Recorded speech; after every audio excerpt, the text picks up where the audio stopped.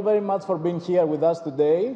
We are very glad as Eteron Institute for Research and Social Change to have with us today two distinguished personalities on the issues of social inclusion, welfare state, employment.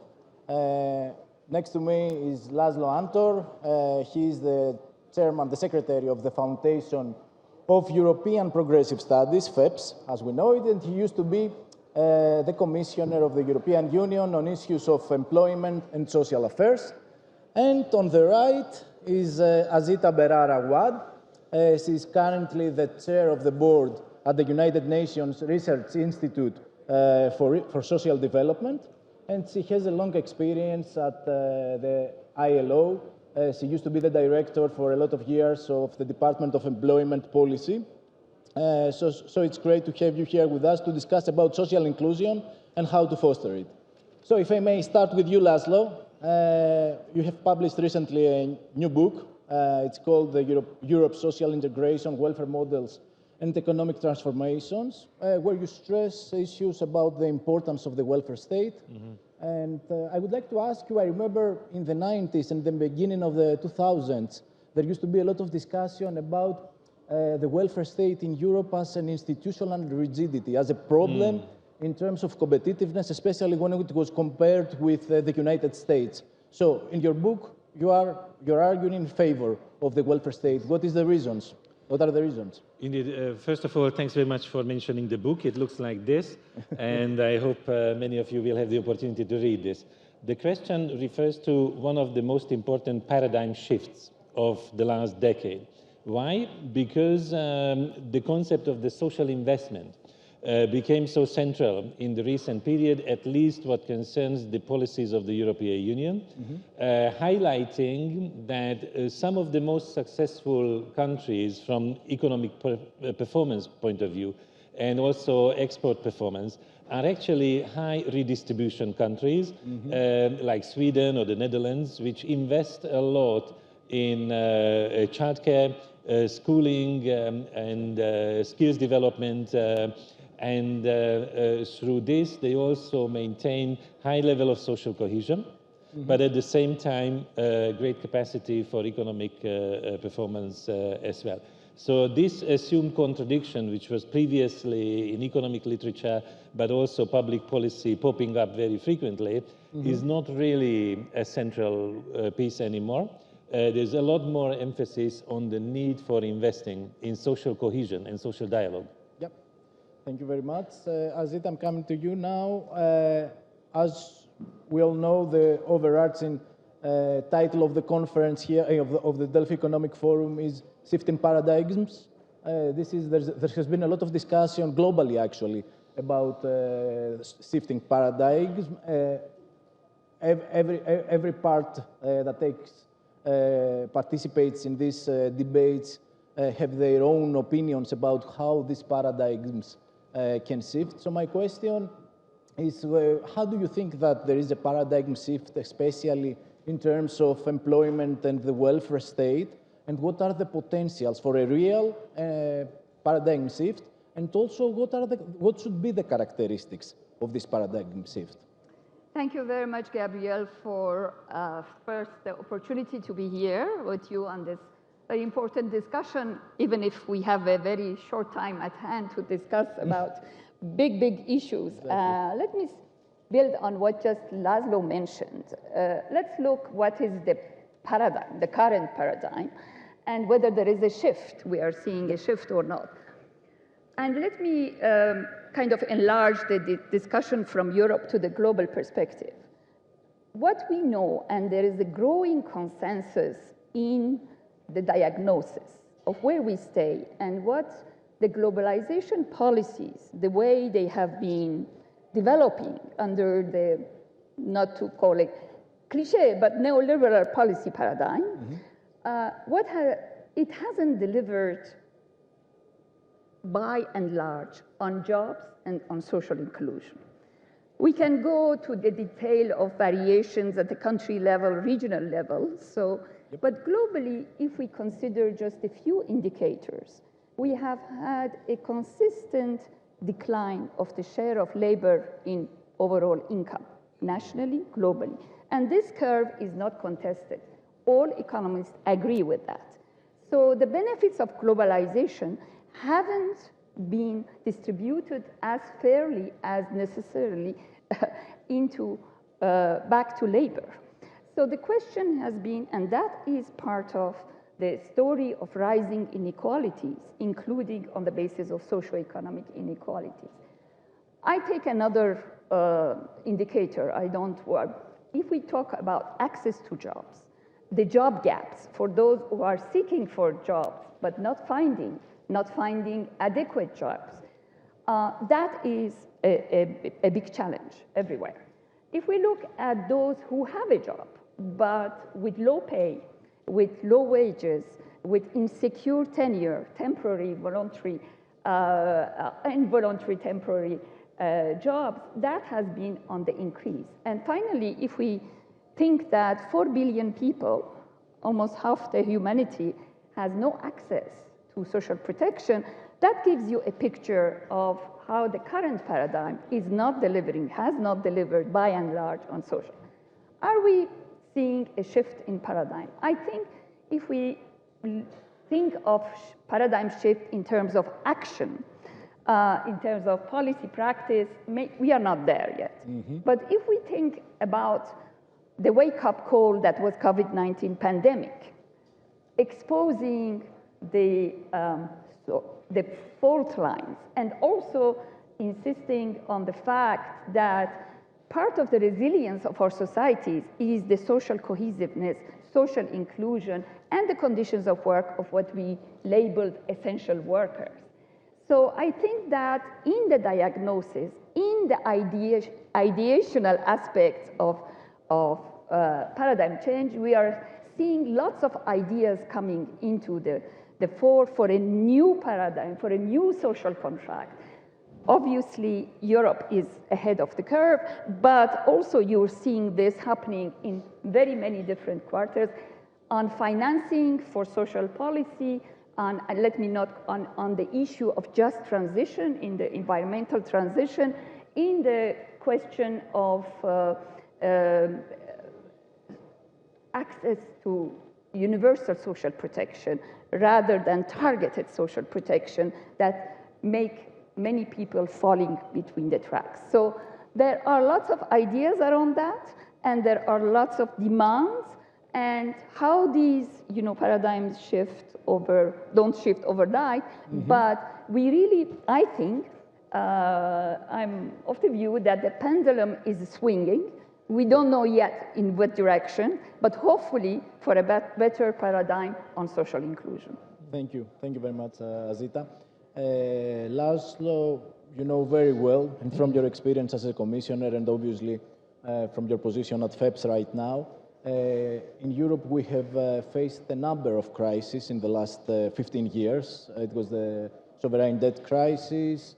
Afterwards, we had the pandemic. Now we are all facing globally a crisis of living cost with rising inflation, rising interest rates. There is a lot of uncertainty about what will happen in the global economy. At the same time, even the IMF acknowledges that there is not such a thing as a wage price spiral as it used mm-hmm. to be in the 70s.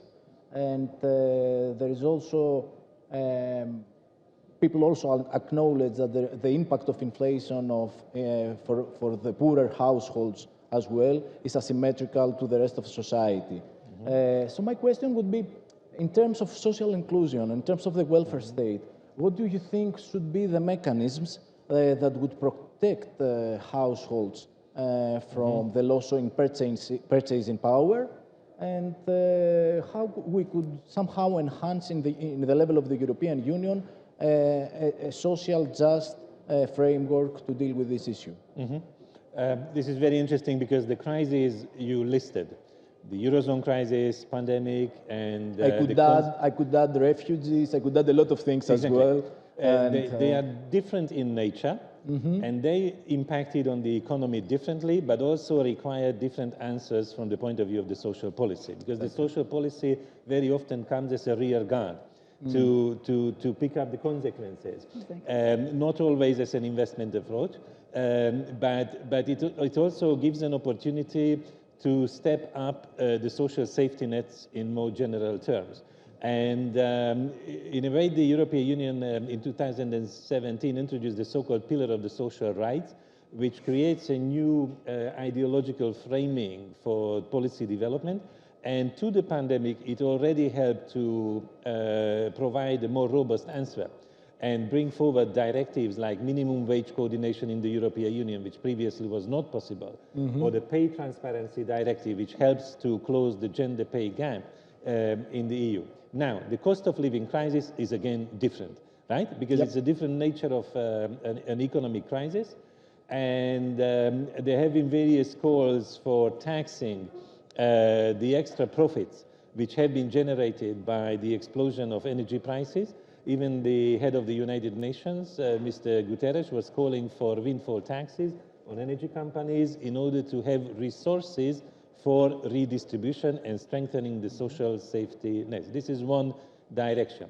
In Europe, I think we also need to see if the tax system allows for more opportunities for correction, because there are still almost 10 countries with a flat income tax. I think this is a problem, right? So I think any decent democracy should have a progressive income tax, and countries could be encouraged to move to this direction. Now, then the question is how you strengthen social safety nets. Should it be on the national level, or should it be at the European level? In the case of the pandemic, a very important move was implemented at the EU level to create a job protection system based on the German model, which they call the Kurzarbeit, to shorten the working time in order to save more jobs, and then you don't need to rehire people after the recession is over. This was a very good model, but the current crisis is different. So that's why, in my view, this would be the time to introduce the unemployment benefit scheme, some kind of risk sharing at the level of the European Union, in order to ensure that the safety nets at the national level can be better functioning and more stable, more resilient. I see. Oh, that's great.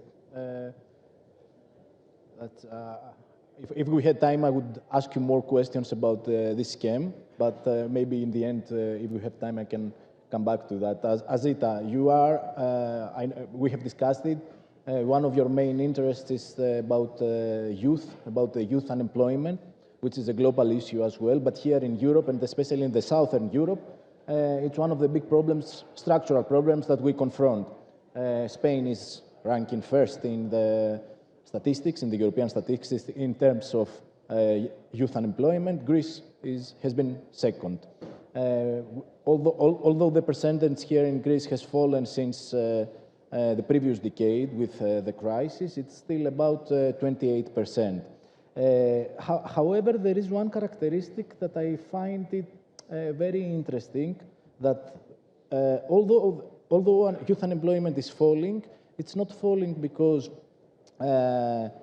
it's falling because more people exit the labor market, because the participation rate is raising. And this is something, it's also a global trend. We were talking about the Great Resignation before a few years after the pandemic. So my question is, how do we deal with this kind of problems as far as it concerns youth employment? Thank you for the question, Gabriel. Youth employment, and I know that László has been also focusing a lot on that at the time he was at the European Commission with this innovation on youth guarantees and so on. Youth employment, I qualified youth employment crisis rather than unemployment crisis for the reasons that you explained, but also the fact that we noticed, all the analysis showed that in the wake of the 2007-8 financial crisis, there was a systemic change in the situation of young people in the labor market. So we were not seeing the usual frictional problems that youth have as you enter the labor market. You try different things. You may have some difficulties in the process, but there was a systemic change, and that youth were having a very difficult time in accessing jobs and in accessing good condition jobs, in particular in relation to their qualification. So what we have been seeing that youth employment crisis, it is a question of unemployment for those who are seeking jobs. It is a question of many falling out of the labor force in that sense that they know they will not get a job, and therefore they are not looking for a job. Yeah. And also, if we listen to the new generation expectations, they want a job also not with a sense of purpose. They want a job with a sense of engagement in social cohesion. So they are not necessarily signing into the highly competitive, polarizing labor market that we have seen developing. And then, so they are opting out, waiting, those who can afford, waiting for better matching of jobs with skills. And we are seeing the phenomenon is really lack of quality job creation in numbers, in quantities, to be able to access, to respond to those qualified, skilled, semi-skilled young people who are coming into the labor market. And the third aspect of the youth employment crisis is that part of the general employment crisis is that they are having more and more spells of short-term employment, temporary contracts, with no provision for long-term stability, that is increasing at a rate. So youth employment crisis is even more significant or more important in terms of its consequences than general employment crisis. Why? Because all kinds of studies that we have done, that has been done on the topic, show that the scarring effect, the long-term effect, is very difficult. So as we saw, for instance, with COVID-19 pandemic, youth employment is very sensitive to economic downturns and crises, and the 2007-8, the pandemic, and the pandemic also affected their educational stages and the completion of what they wanted to do. Their job search became absolutely, and the levels of employment of youth haven't gone back yet, recovered to the previous state before the pandemic. And now we are seeing another crisis. Hopefully it will not be of the magnitude and it will not impact the youth employment prospects so much. But let me have 30 seconds on the difficult questions, what to do. What to do. Why you have 1 shown... minute and a half, don't worry. Yeah? One minute and a half. Okay, that's better. So youth also have shown that they are very sensitive, and this time positively responding to fiscal policy. And I really think that instead of thinking of youth policies in terms of only targeted policies, support to job search, support to writing a CV, having a job interview, those are important. For a certain segment of population, core skills and so on, they're all important. But the crux of the matter is creation jobs of high quality. So we should be thinking of industrial policy. We should be thinking of green jobs development, investment in digital technologies, but with a perspective of bridging the digital divide, especially amongst the young people. So all those issues, investment in job creation, local job creation initiatives, I really think that these should be considered youth policies, youth job creation policies. And I really also think that in terms of the governance of labor, we should be more innovative, thinking out of the box for schemes and policies that become permanent features of labor market institutions and cater especially for this difficult period of transition from school to work. Thank you, Azita. László, you come from Hungary, which is a beautiful country. We love Budapest, but it's most of the times that people in politics discuss about Hungary is about the Orban administration, the Orban regime. There has been a lot of discussion about how and if Hungary actually is in a slippery road of becoming an illiberal or autocratic democracy. You know the Hungarian domestic politics very well. You also have the international picture in the European Union. So my question would be, what is the reason, first of all, that Orban dominates in Hungarian politics? How can he found so much legitimization within Hungary? And what would be the prerequisites for a political platform that could change the political course of Hungary? Okay, I thought we would come to this question, but indeed, let's not beat around the bush, right? So the European Union does have a very serious issue with the current Hungarian government, indeed because of the distortion of the democratic system, undermining the rule of law, and due to this, in the recent period, the EU funds have also been suspended, right? So something which the EU was hesitant to do for a very long time, now there is a possibility to play, so to speak, hardball and try to force the government to correct the past. Your question is how we ended up here. And we need to go back a little bit in economic history to the 2009 recession, because when Mr. Orban achieved this two-thirds majority, this constitutional majority in parliament, it was basically a consequence of the Great Recession Hungary experienced and the enormous austerity package which had to be implemented in 2009 in order to keep the country afloat, but at the price of a great social sacrifice, affecting pensions, for example. But unemployment also grew, poverty started to grow, and everything was blamed on the previous government instead of the international financial system and the architecture. So that's how a lot of people went to support with great expectations the policy of, let's call it, economic nationalism.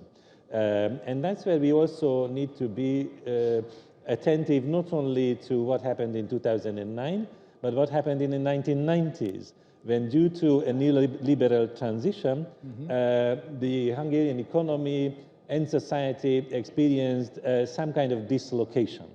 And the attempt to stabilize it on a social democratic basis failed after 2002, mainly because of the very strong neoliberal pressure to privatize healthcare, to introduce a flat tax and undermine a social democratic program. And then the offer that came from Mr. Orban was to stabilize on a nationalist ground and enhance national ownership. And indeed, this program gained traction. So it's not simply about distorting the political system, which definitely took place after 2010, because a lot of elements of the political system, elections and everything, were changed unilaterally, right? Without consulting the public, without consulting all the political parties. But let's not overlook the importance of this program of economic nationalism, which a lot of people actually like, and helps to stabilize, for example, household budgets by price capping of household energy. In the previous round, we didn't elaborate that much on the role of price capping in terms of addressing the current economic challenges. When we have high inflation everywhere in Europe, but in Hungary it's 25%. So you can have a lot of problems in Europe, but the Hungarian problem is always greater. That also applies to the problem of inflation. And Orban is forced to go ahead with price capping much more forcefully than many other countries. Since 2013, it became a relatively popular policy what concerns the household energy, but that has also been extended to other products and services because of the runaway inflation. But the runaway inflation is partly the consequence of the misguided policies of this government. So they somehow need to correct their own mistakes in a period when the EU funds are suspended due to the constitutional reasons, and they made it harder for themselves to find the right path. and they are losing the very important resources which would come from the European Union for essential investment. So Hungary is somehow in this trap of the lack of rule of law. Is there any possibility for change? What do you think? In 1 minute. There was one last year when we had general elections. So the next round, the next opportunity will come in 2026. So hopefully by that time, a more serious alternative would be offered to the Hungarian electorate. Okay. Thank you very much. Azita, I'm coming to you. We have only 4 minutes left. My question would be, there's a lot of discussion about digitalization of work, a lot of discussion about the future of work and the role of disruptive technologies in the labor process and how industrial and employment relations may change. As I understand it, there are a lot of opportunities through the digitalization. At the same time, there are a lot of dangers as well. What do you think? What's your opinion about this crucial issue? Well, in 4 minutes or 3 minutes, let me say that the discussion on the future of work just before the pandemic that was taking place at different levels was really focused on the technological developments, this last wave of technological developments, whether robotics are going to kill all jobs, whether digital labor platforms, as we speak, are increasing opportunities for jobs, or are they the problem there? And we also focused a lot on the issue of digital divide, because digitalization is not progressing in a uniform way across firms. You have smaller firms that have difficulty in digitalizing fully, and the same for the people, for workers, for employers, and there is a gap, there is a age gap, there is a socioeconomic status gap, and there is a gender gap. We really must focus on the gender gap in the current polarization and inequality in the labor market as we are seeing it. Now, to come to your question, let us leave robotics aside. Digital platforms, as we call them, or labor platforms, there are basically two types. Those who are locally recruiting, like the transport companies, food delivery, retail delivery. There was a lot of focus during the pandemic on these types of businesses that increased. It is true that they give access to some groups of the population who usually don't have access to types of jobs, but these are very low quality jobs, precarious jobs, insecure jobs, safety and health, but low pay. But I would like to, lack of transparency in pay, lack of transparency in access or not social protection. There is a big discussion across the board whether, what is the employment status? Are they self-employed or they are employees of the platforms? And we know that there have been many court decisions in going in the right direction and saying that they are employees in many instances. And there are movements in terms of legislation at the European level, actually, to tackle the issue of the status of employment for these platforms. But to me, one important major challenge in all these issues, but the fact that what we are calling algorithmic management. So it is abstracting the human element. It is an algorithm that is deciding on allocating contracts, jobs, tasks. It's an algorithm that is ranking. It's an algorithm that is deciding on the acceptance of the service provided, job provided, and it's an algorithm that is rejecting the job.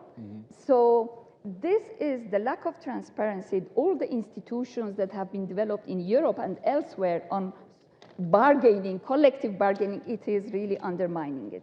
The same is true, and even I would say more important and more significant on those online platforms, crowd work. We call them microtasking, where the employer or the platform is in fact recruiting across the board and across countries at different time zones. And so with no prospect of recourse, no organization, no dealing. So we really need a major move at the national level, but also international level on filling the governance rules across labor platforms. Thank you very much. Thank you very much, both of you, for your participation. I hope it was interesting for the audience as well. And thank you very much. That's all. You're welcome. Thank you.